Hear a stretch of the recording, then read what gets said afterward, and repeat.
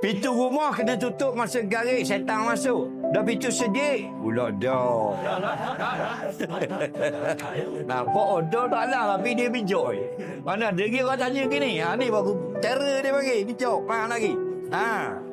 Hidup kita ni biar fikir hak agama tu. Ni contoh fikir agama ni. Dia dengar hadis nak tanya soalan. Betul tak? Lepas tu bila ada orang ngajar lagi dengar. Nah, tak ada rugi apa pun. Betul tak? Tak rugi. Mari bodoh balik cerdik. Mari tak tahu balik tahu. Tak ada rugi apa. Ustaz nak minta meeting kamu. Faham lagi nak. Cakap dah kena apa dah kena tak ada masalah. Bukan paksa orang nak dengar kena bayar 10 ya, 100 ya dah ada. Faham?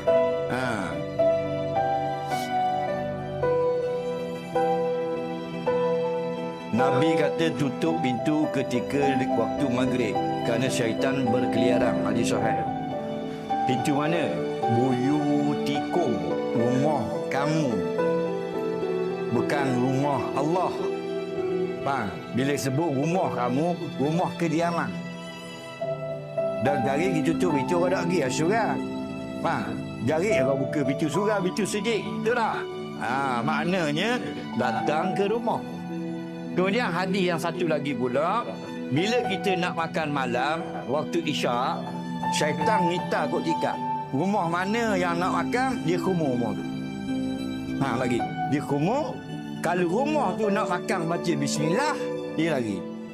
Kalau rumah tu tak nak kata bismillah, dia masuk makan sama hati kita. Tapi kita tak nampak. Faham lagi? Jadi dalam hadis tu ulama jawab, dah masjid tak terlibat. Rumah saja. Sebab Nabi sebut rumah kamu. Masjid tak masuk kan.